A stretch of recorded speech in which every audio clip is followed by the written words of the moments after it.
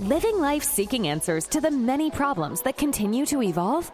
Whether it's about business, money, relationships, family, or anything, let's talk. Join Alan Cousin of Get Up Radio Media as he talks about anything and everything that the mind can come up with. His motto is, you can't find a solution until you talk about it first. Ready to be informed about life and feel positive daily? Then come listen to Let's Talk with Alan Cousin and get up as a positive new you.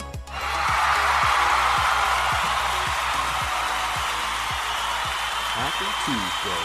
Hello. How you doing here? Happy Tuesday, everybody. Welcome to Let's Talk. Well, of course, your host, Alan Cousin. And it's a beautiful Tuesday, 76 degrees, surprisingly, in March. Not normal, but hey, it's Texas. What do you expect? So here I am. What are we going to talk about today is the question, right? Well, I feel like I need to talk about something of very importance, very valuable information to everyone who's speaking or listening because we all have it in common. It's called finance. More importantly, credit cards. I think I need to speak about credit cards because there's a lot of people out there that surprisingly don't understand the definition of credit cards and the understanding of how to manage credit cards, are called credit card financial management or money management per se. So I want to speak a little bit about that to help you out a little bit for those who are listening. So first of all, let's talk about credit. Credit. What is credit, right? Well, credit is a score that you receive because basically, when you reach the age of 18, you are allowed to then become what they call financially manageable and trustworthy with loans and credit cards. And that's what basically a credit card is. It's just a loan that the bank is giving you because they trust that in all essence you will pay that loan back and timely. Now, of course, in the matter of them saying, well, say you don't pay it back timely, then that's when they allow you to pay it with a minimum payment structure. And then in doing so, they charge you interest rates. Now, your interest is based on how good your credit is. So there's a credit score from a low as 400 to as high as 850. Now, of course, if you have a good credit score, you have a low interest rate. And if you have a bad credit score, then, of course, you have a bad interest rate. Now, of course, 650 is where you can normally get a loan or a credit card. Anything below 650, then you're considered a risk. So that means they may still give you a credit card, but the interest is going to be extremely high because you are technically a risk in not paying them back on a timely measure. Now, in understanding credit cards, the most important part is paying on time. Paying on time controls 30% of your credit card rating.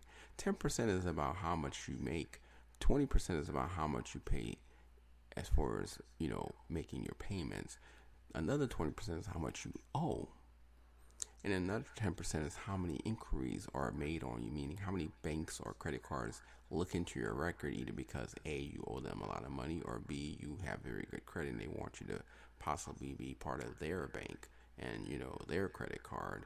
So it goes both ways. When they do an actual check, they could check because you may not be paying your bills on time, and they may need to look for collections or see, if you have collections before approving you of a credit card and determine your interest rate. Or they may be looking at you saying, oh my, you got great credit. Let's see if we can have this person take our credit card because we want people with great credit to take our card because they are going to pay us back and they're going to pay us on time.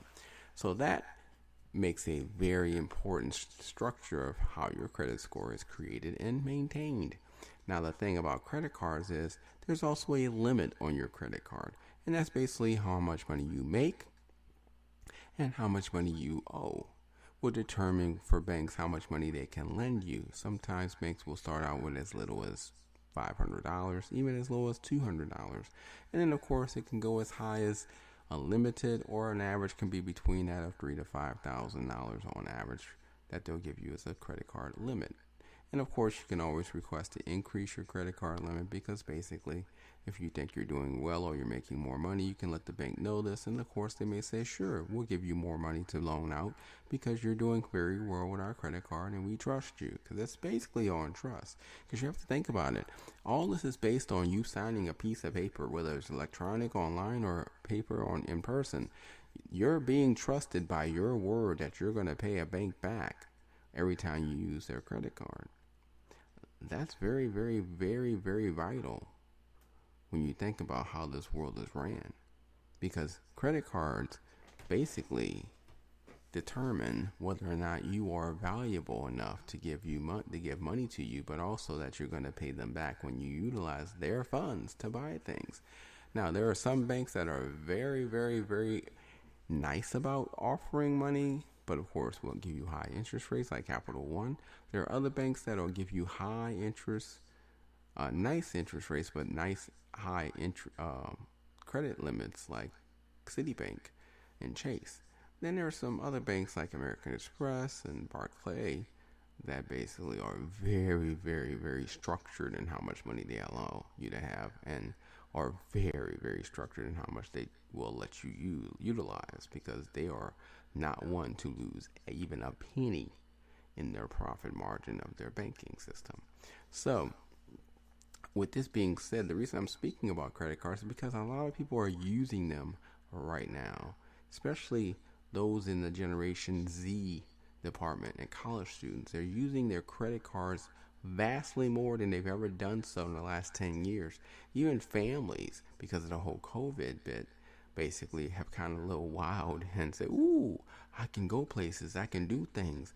And they might be spending a little too much themselves as well. But the credit card fluctuation is really more so because of the college students and those in that age range that are just spending money upon money upon money and really are not paying back the bill on time, meaning that they're creating a credit debt that most likely will take them a while to pay off. And of course, this interest rate will accrue. And as the Federal Reserve continues to say that we're not doing good enough with this inflation, they're going to increase the interest rate, which therefore makes it more difficult to pay off your credit card. So I'm trying to, say to everyone out there, focus on how much money you owe. Focus on how much money you make. Focus on the things that you need, not the things that you want or desire. And be prepared in case of a rainy day. As Grandma used to say, you never know when those rainy days may come. You want to have a little money in the bank just in case.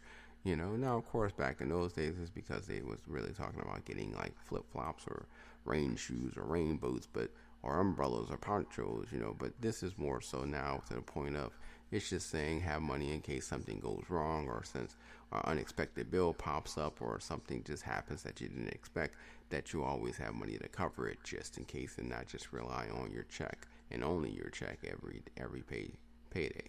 So now also I've noticed that the stock market has been doing obliviously poor. And it's getting worse. And of course, these bears, as they call them, are really pushing the stock market down, trying to make money on its loss, which of course makes these bulls, which are people that are normally in the stock for a long time or hoping for the stock to rise, are starting to realize it's very difficult to make any stock rise. I mean, I've seen even Apple, who, is known for having very good profitable years, is having some difficulty. Amazon is giving away discounts because of the difficulty that they're having. Google, who's known for being the giant of tech, is actually having difficulty as well with getting profitable margins. So it just goes to show you that not just small companies are hurting. No, major companies are hurting as well. Walmart is looking at closing stores. Macy's closing stores. Bed Bath & Beyond, JCPenney's, Banana Republic, Aristotle, A&E, H&M. A lot of places, a lot of retail places are closing up because guess what? people are not buying as much as they used to. Now, yes, I did say that they're spending a lot of money, and they are still spending a lot of money just on different things, but not on everything.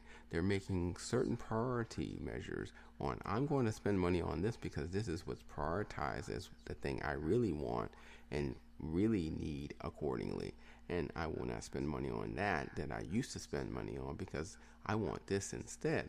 So see, money is still being spent, debt still being accrued, but it's only going to certain categories now instead of not everything in the economy. And clearly this is being seen by the signs of people who are closing stores, by the place of driving down the highway and seeing billboard advertisements that normally would have an advertisement but clearly has no advertisement at all, because companies are losing money to the point where they can't reinvest to market themselves out to the public consumer, which is you. So that says something when you don't see companies spending money to market themselves. That means they're having problems making money. So that's why I'm saying, just pay attention to your finances. Make sure that you're okay. Make sure you have a little bit of a padding so that if something goes wrong, like your car breaks down or you need to fix your car or the brakes or the tune-up or the engine, or you just need to make sure to pay that electric bill because it's a little bit higher than normal, make sure you have this extra money on the side to cover those things that could happen, because you never know what may happen. And trust me, Murphy's Law, if something can happen, it will happen. And trust me, a lot of things are happening that we are not in control of, but unfortunately it's continued to still occur. And I don't want to see any of you out there in such a deep hazard of debt, to the point that you can't pay your bills, to the point that you can't survive, to the point that you can't even spend money on your own or on yourself.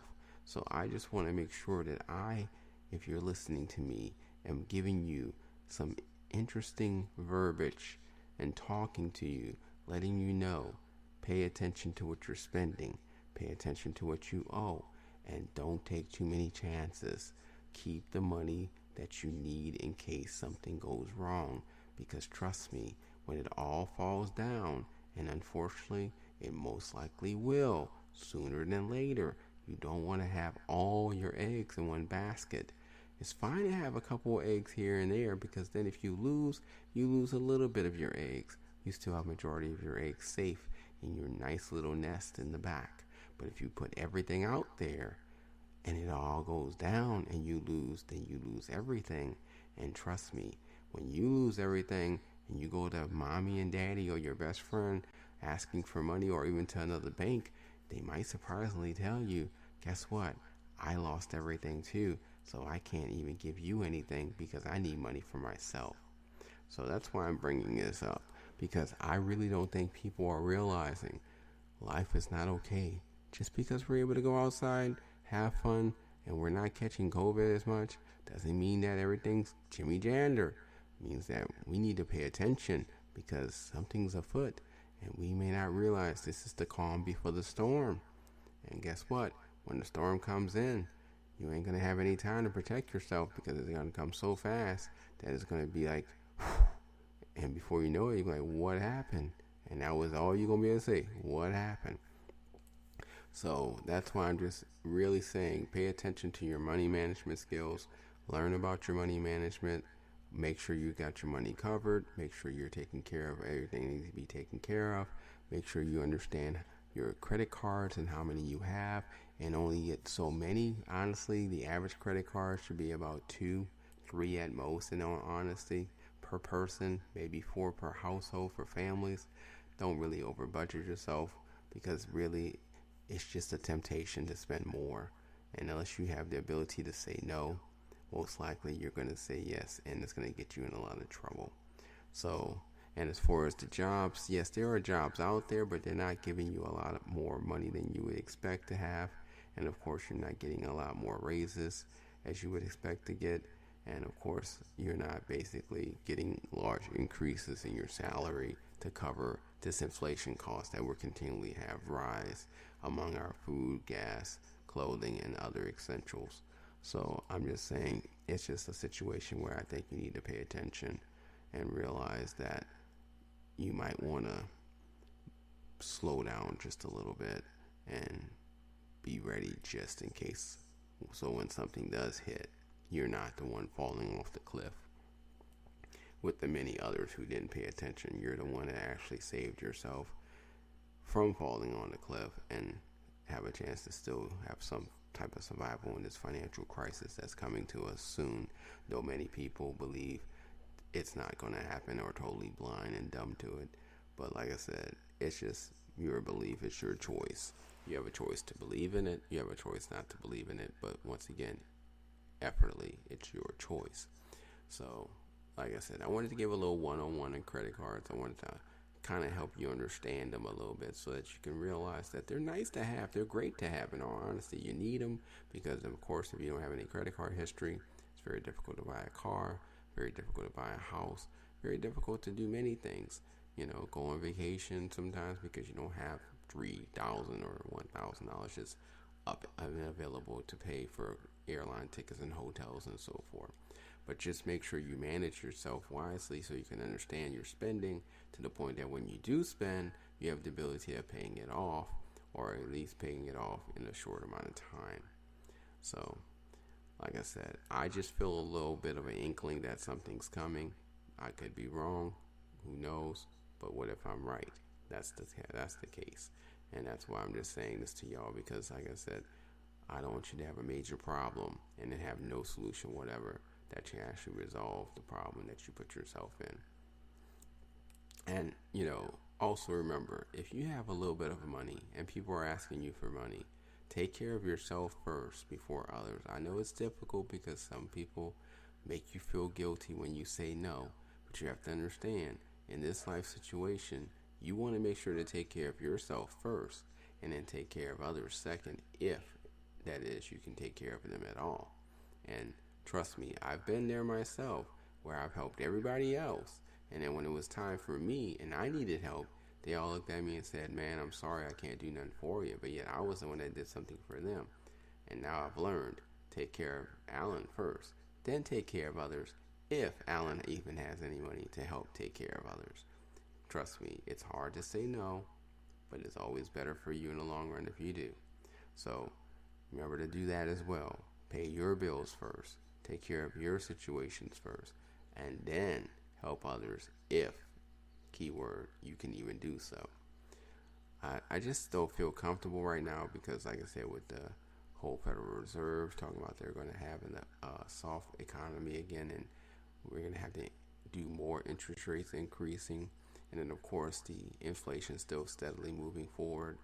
And then, of course, even though it's coming to the point where we're about to get into spring, fall. Fall, of course, will be followed by, spring. We're going to spring, I apologize. So we're going to spring, which, of course, you have spring break, so people spend a lot of money there. And then, of course, after spring, you got summer. And, of course, people love going and doing many, many things during the summer. So there's a lot of opportunity where a lot of families and people or friends are going to be spending money in the next couple of months because of spring and summer. But here's the thing. Don't spend the money you've saved. Spend the money you can release and have the availability to utilize. Still have your money saved in case you need it, because trust me, you most likely will need it. And with the whole debt ceiling situation, with the Congress having to fix it, and they have until June to do so, so speakingly by the Treasury, who stated that they can cover the bills for the United States until June, you still have to wonder, what if it doesn't get covered on June? What if it goes past June? How will that affect not only the government, but more so, how will it affect us? Questions you have to ask yourself, and you have to think about daily, because you want to make sure that you're not being affected negatively because you wasn't proactive in protecting yourself financially. And trust me, I know I sound like an adult. I know I sound like one of your parents or grandparents, but I'm doing this only because I, being in the news media field, see things and hear insights that normally lets me know of warning signals. And right now, I'm hearing, a whole lot more than I was a couple of months ago. So I'm just making sure to let you know, pay attention, take care of yourself, and save money, and stop overspending, and stop going over your budget, because you know you're doing it. I know you're doing it. We know you're doing it. So let's stop, shall we? Okay? Okay. So that's my talk for the day. Not going to really get into much more because, in all honesty, it's Tuesday. It's nice day. I need to go do some things outside, so I'm going to make this a little short. But I just wanted to make sure to kind of help you understand. Please focus on your money management. Please focus on your credit card spending. Please focus on having a savings. Please be proactive. Be prepared in case something goes wrong financially, so that you will be okay when that something goes wrong. Because like I said, you can't fix a problem with a solution until you talk about it. But at the same time, you can stop a problem from occurring if you have a proper solution in place first. So let's have that proper solution, shall we? So that we don't come up with a major problem at the end. Know what I'm saying? So with that being said, thanks for listening as always. And of course, I'll talk to you Thursday coming up. And just always remember, stay happy because you're also really amazing. Smile because the day can get better. Believe in yourself and love yourself because you are the only person that exists like you. And remember, you can't solve a problem unless you first talk about it. So enjoy your day. Enjoy the rest of your week. Until Thursday, smile, pat yourself on the back, talk about how awesome you are, and start saving a couple of dollars more than you used to, okay? Have a great one. Thank you for listening to Let's Talk with your host, Alan Cousin. If you have any questions that need answers or wish to be on the show, feel free to email us at letstalk@getupradio.com. And if you have a moment to rate, subscribe, and leave a review wherever you listen to your podcasts, we'd really appreciate it. Remember to get up, smile, and live life positively, as you are an amazing person.